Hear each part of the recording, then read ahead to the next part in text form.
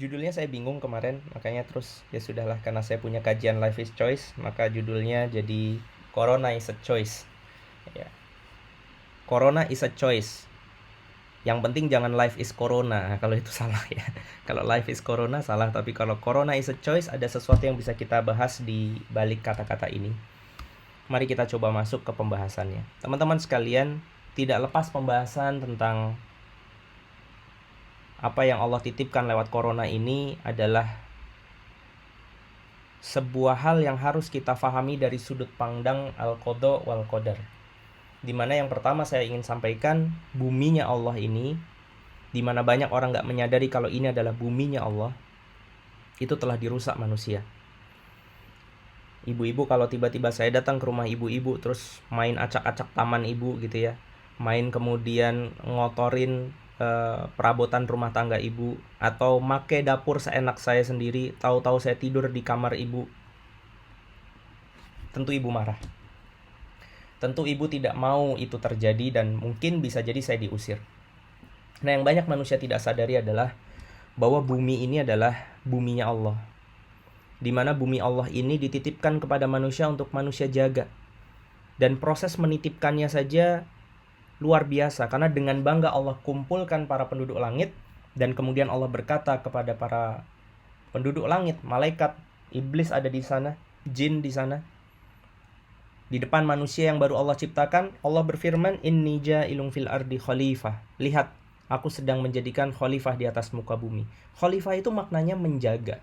Tetapi justru menariknya, atas yang seharusnya menjaga, bumi ini malah kemudian rusak, hanya menjaga. Tetapi justru menariknya, atas yang seharusnya menjaga, bumi ini malah kemudian rusak, hancur, berantakan. Ini saya agak cepat saja, karena sebetulnya saya ingin menyangkutkan permasalahan kodok dan kodar ini, materi kodok dan kodar ini dengan permasalahan corona yang sekarang kita hadapi. Pembahasan tentang kodok dan kodar itu adalah pembahasan tentang apa yang bisa kita indra. Dan apa yang bisa kita indra, kita bisa mengindra manusia, alam semesta, dan kehidupan. Dimana kalau kita mau boleh jujur, ada dua area hijau dan area merah. Area yang dikuasai oleh makhluk atau kita, di mana kita punya free will atau kebebasan berkehendak untuk memilih, dan area yang menguasai makhluk, di mana kita nggak punya sama sekali kesempatan untuk milih, karena Allah paksa kita, suka atau tidak suka, Allah akan berikan itu kepada kita. Free will atau kehendak bebas kita boleh memilih sesuatu, itu akan kemudian Allah hisab. Dan dari cerita pahala dan dosa inilah muncul adanya kelak ridho Allah Subhanahu wa Ta'ala. Memang betul manusia tidak masuk surga karena amal solehnya.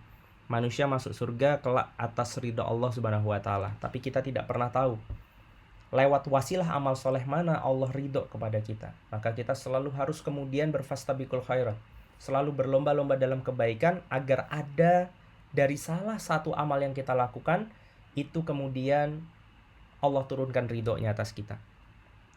Nah, ini cerita tentang free will. Jadi free will ini dihisab.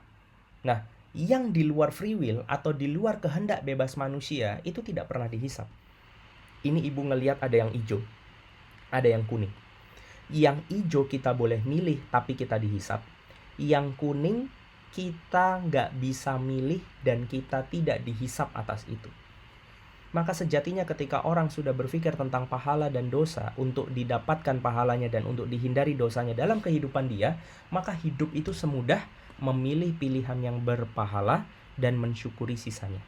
Begitu saja sebetulnya seseorang mukmin menjalani kehidupan.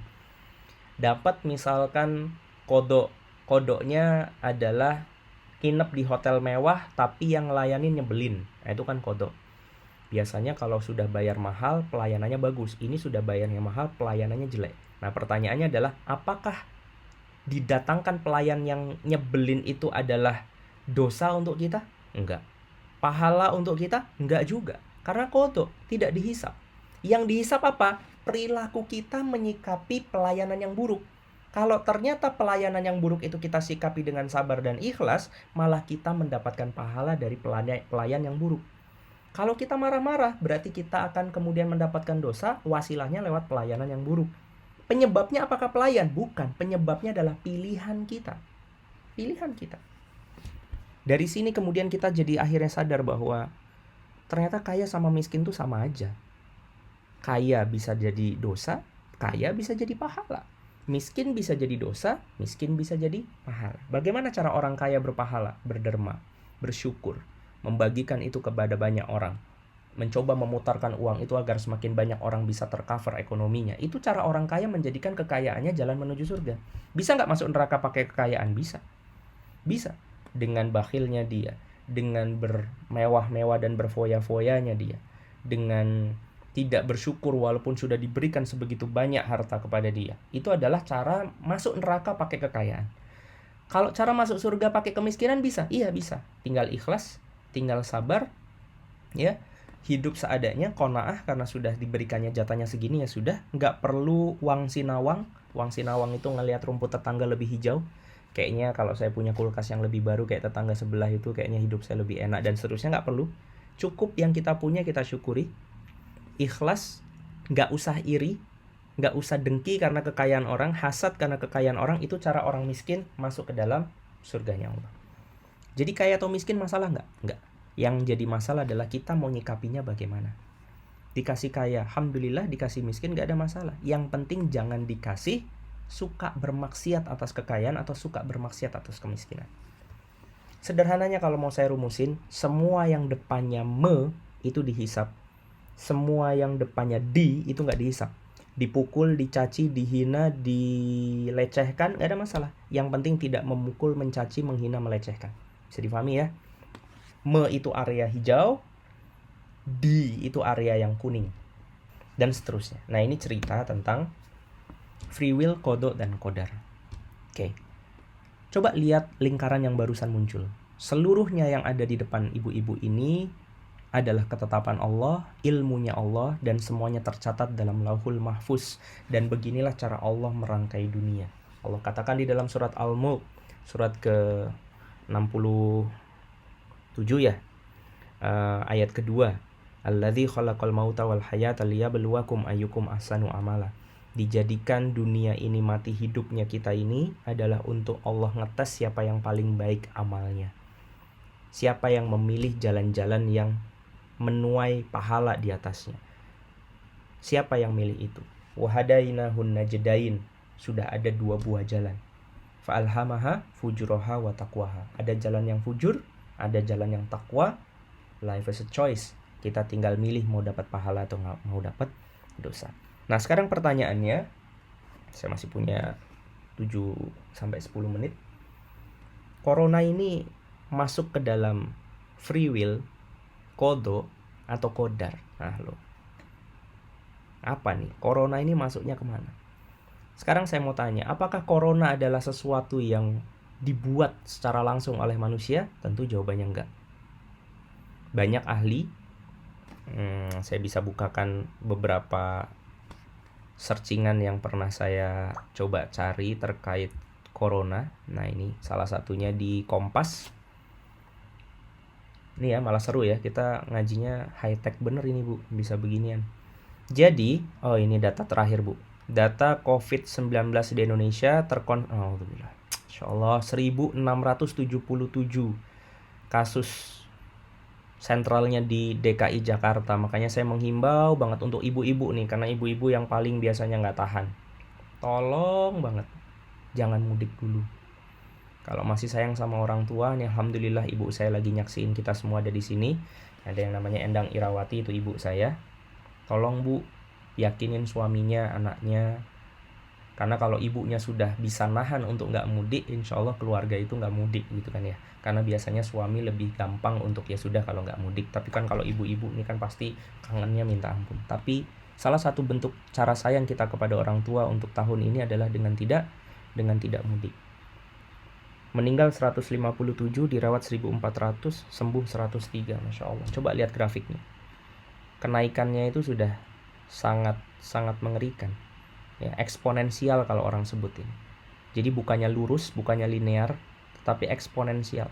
Lengkingannya itu bisa begini nanti. Alhamdulillah. Oke, kita nggak bahas itu. Tadi intermezzo sedikit. Ini ada yang menarik terkait akademisi UNER beberkan sejarah virus corona. Dan dia berkata bahwa kelelawar itu salah satu penyebabnya. Dimana sebenarnya bukan penyebab sih. Kelelawar ini adalah binatang yang bisa jadi container of virus, tapi dianya nggak kenapa-kenapa. Inilah memang Allah ciptakan makhluk dengan berbagai jenis. Ini banyak ya diskusinya. Coba kita lihat kalau nggak salah di halaman ketiga ya. Di halaman ketiga ini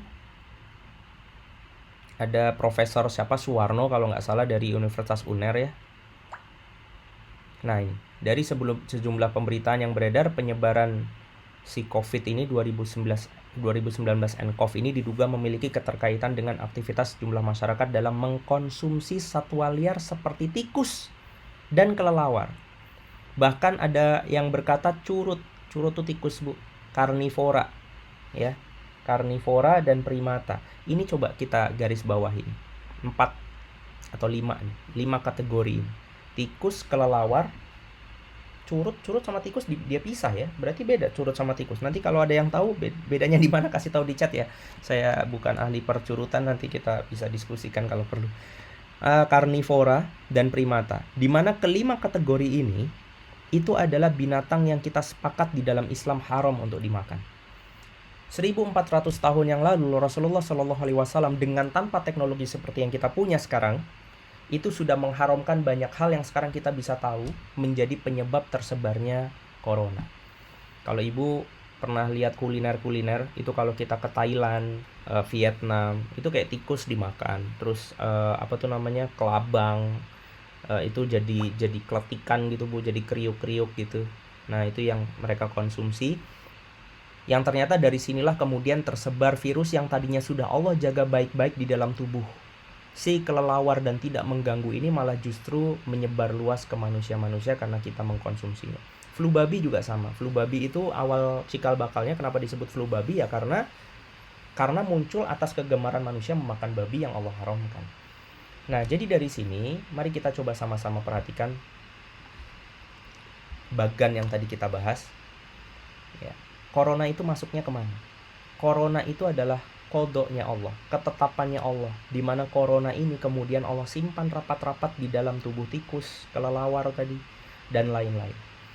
Dan kemudian Allah turunkan hidayah kepada kita, salah satunya irsyad wal bayan, hidayah berupa turunnya Islam, ada Al-Quran dan As-Sunnah untuk mengajarkan manusia, itu kelelawar jangan dimakan. Ternyata free will-nya manusia memakan kemudian kelelawar tadi, yang menyebabkan akhirnya corona itu tersebar luas, bahkan sekarang sudah hampir rata di seluruh dunia. Maka pembahasannya jadi bagaimana? Corona adalah kodoknya Allah, tetapi lewat wasilah salahnya manusia dalam memanfaatkan binatang yang seharusnya tidak dimakan malah dia makan. Lewat wasilah itu kemudian Allah takdirkan kembali corona itu menyebar ke seluruh wilayah ini. Ya. Ini corona Bu. Dan kita tadi sudah membahas bahwa atas pilihan yang salah yang dilakukan mayoritas manusia di Cina sana atau di tempat-tempat yang kita tidak tahu di mana itu, maka corona ini tersebar luas. Maka pilihan kita menjadi wasilah ditakdirkannya corona merajalela di atas muka bumi. Nah, yang jadi permasalahan sekarang perlu kita bahas adalah dengan adanya corona ini kita perlu menyikapi dengan pilihan lagi yang lainnya. Jadi ada pilihan sebelum corona yang menjadi wasilah munculnya corona, dan setelah corona ini menyebar luas kita jadi punya pilihan yang lain. Nah, apa pilihannya? Saya kemarin dapat chat di grup WhatsApp, saya yakin ibu-ibu pasti sudah dapat, cuma bagus kalau kita mau coba telaah sedikit ya. Ini ada yang ngechat saya di WhatsApp bilang tentang sisi positif coronavirus. Ya, ada corona bisa jadi dosa, ada corona bisa jadi pahala. Siapa orang yang berpahala di tengah-tengah merebahnya si corona ini? Adalah orang-orang yang mengambil pilihan untuk senantiasa bersyukur, menjadikan ini sebagai jalan amal soleh yang mungkin sebelumnya nggak pernah kita pikirin. Nah, mari kita coba baca satu-satu. Yang pertama, corona itu ya alhamdulillah lah menutup bar-bar, klub-klub malam, rumah bordil, kasino, dan tempat-tempat orang biasa bermaksiat. Alhamdulillah. Capek-capek kemudian dulu kita teriakin orang untuk nutup itu, nggak ditutup-tutup, sekarang tutup sendiri karena corona. Yang kedua, membawa keluarga bersama kembali dalam rumah dan melakukan aktivitas rumah bersama. Bisa jadi lewat wasilah corona ini yang tadinya nggak pernah makan satu meja makan sekeluarga, sekarang jadi makan satu meja makan sekeluarga. Bisa ngobrol. Bukankah itu indah? bisa saling menjaga, bisa care. Yang tadinya bapak anak mau keluar biasa aja, sekarang jadi protektif. Nak, jangan lupa maskernya. Nak, sanitizernya udah belum? Nanti jangan lupa ya. Nanti kalau perlu bawa APD, nah, dan seterusnya. Bahkan sampai kemarin kan, sampai ada yang belanja pakai APD walaupun itu overprotected, itu terlalu berlebihan. Tapi paling tidak akhirnya orang tua yang biasa saja dengan anaknya akhirnya sekarang care. Yang ketiga, menghentikan orang memakan hewan mati dan terlarang. Yang keempat, memindahkan alokasi anggaran militer menjadi anggaran untuk perawatan kesehatan. Alhamdulillah. Corona melemahkan para diktator dunia yang selama ini sombong luar biasa, menganggap bahwa kekuasaannya itu segala-galanya. Corona membungkam kesombongan negara yang menganggap dirinya paling hebat dan tidak terkalahkan. Manusia sekarang akhirnya banyak berdoa dan berharap padanya dan tidak semata-mata mengandalkan sains dan teknologi. Kemarin saya sempat hangout dengan teman-teman alumni FAS yang Rijal. Saya pesan sama teman-teman kalau bisa hafalkan di dalam Al-Quran ayat-ayat yang ada doanya. Apa saja yang kita suka. Ibu-ibu suka apa misalkan? Suka baca Al-Kahfi, ya kalau bisa dibaca terus tuh pas sholat. Biar selalu kita kemudian terikat dengan doa-doa yang kita panjatkan kepada Allah. Kan ada tuh di surat Al-Kahfi ayat ke berapa? 10 ya. Ya, Rabbana atina min ladunka rahmatan wa hayyi lana min amrina rasyada. Nah, bikin satu paket penggalan dari ayat Al-Kahfi itu untuk kita baca senantiasa di dalam sholat. Atau misalkan akhir surat Al-Baqarah yang banyak orang sudah hafal, lillahi ma fis samawati wa ma fil ard, amanar rasulu bima unzila, dan seterusnya sampai ada kalimat Rabbana la tu'akhidna in nasina aw akhtana, Rabbana wa la tahmil alaina isran kama hamaltahu ala ladzina min qablina, Rabbana wa la tuhammilna ma la taqata lana bih wa'fu anna waghfir lana warhamna anta maulana fansurna al qaumil kafirin.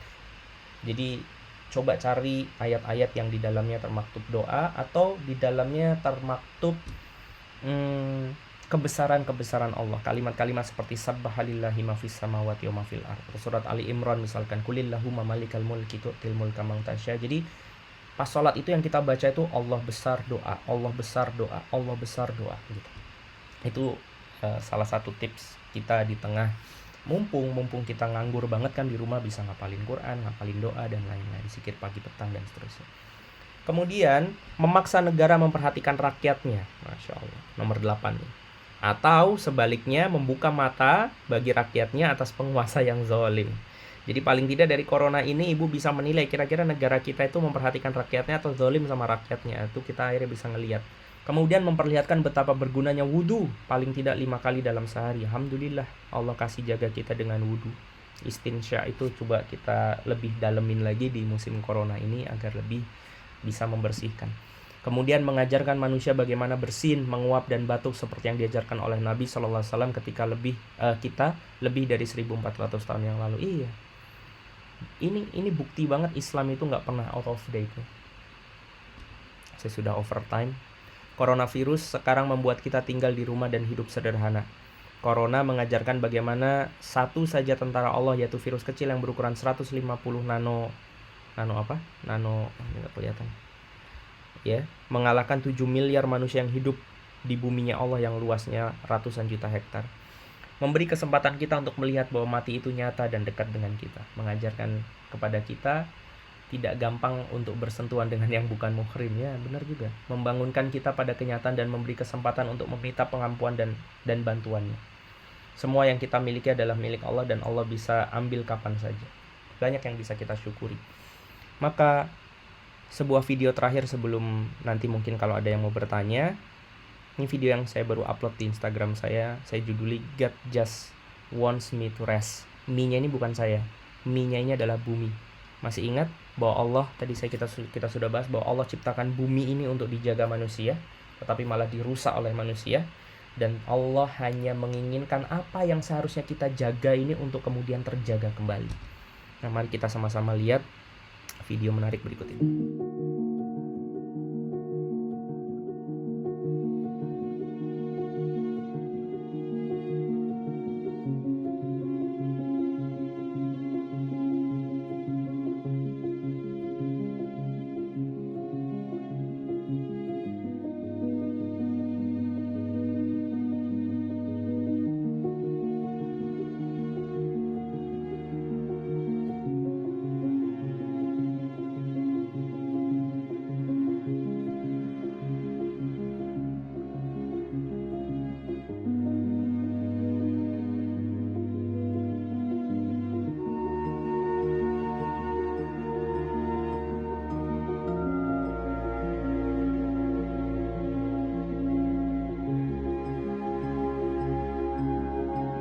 only rest if you rest exploiting me, kata bumi.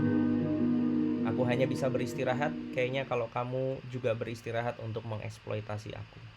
Jadi, insya Allah, ini seperti curhatan makhluknya Allah bernama bumi atas segala sesuatu. Dan dari sini saya merinding membayangkan satu hal. Bu, ini analoginya agak rada-rada nyeleneh, tapi nggak apa-apa lah ya. Kalau kita mau ngerjain satu orang, atau fatalnya deh, naudzubillah, ada orang mau ngebunuh orang lain, ada orang mau ngebunuh satu orang, itu gimana cara yang paling smooth? Mungkin bisa dengan santet kali ya, mati. Itu kalau satu orang. Ini mau ngebunuh satu orang. Kalau ini mau ngebunuh satu keluarga, mungkin nggak dengan santet, mungkin dengan pembunuh bayaran, ya, pembunuh bayaran. Gerebek rumah itu, bunuhin semuanya. Dan saya yakin ketika itu terjadi, rumahnya juga pasti hancur berantakan, harta-harta hilang dan lain-lain. Itu kalau satu orang mau bunuh satu keluarga. Ini satu orang mau bunuh satu komplek. Mungkin yang diturunkan tentara, mungkin yang diturunkan armada-armada militer, ya, alat-alat berat yang kemudian bisa menembakkan misil dengan kaliber berapa untuk menghancurkan sebuah komplek perumahan. Yang pengen dibunuh manusianya, tapi komplek itu hancur. Penjajah misalnya pengen ngancurin sebuah negara kayak Indonesia, 350 tahun berjuang melawan Belanda, itu yang hancur minta ampun banyaknya. Yang hancur Masya Allah. Untuk Bandung saja dikenal dengan nama Bandung Lautan Api. Untuk menguasai Bandung, Bandungnya dibakar. Tapi yang Allah lakukan ini, Insya Allah, untuk menyadarkan 7 miliar manusia, Allah lakukan itu hanya dengan virus berukuran sekian nanomikron tadi, yang ketika tersebar hanya manusia yang kena, hanya manusia yang sengsara. Tetapi sambil dilakukannya itu, bumi Allah ini terjaga. Bisa kebayang betapa Allah itu kalau sudah kondisi kayak gak masuk akal apapun, Allah tuh bisa lakuin. Allah ingin menguji 7 miliar manusia. Gimana caranya? Kasih corona. Tapi ada catatan, yang ini tidak akan pernah mungkin manusia lakukan. Apa catatannya? Tidak ada yang rusak kecuali manusia. Ini betapa harusnya kita sebagai seorang muslim menyadari betul bahwa manusia yang sedang diberitahu keras oleh Allah Subhanahu wa taala lewat corona. Ini adalah pemberitahuan keras.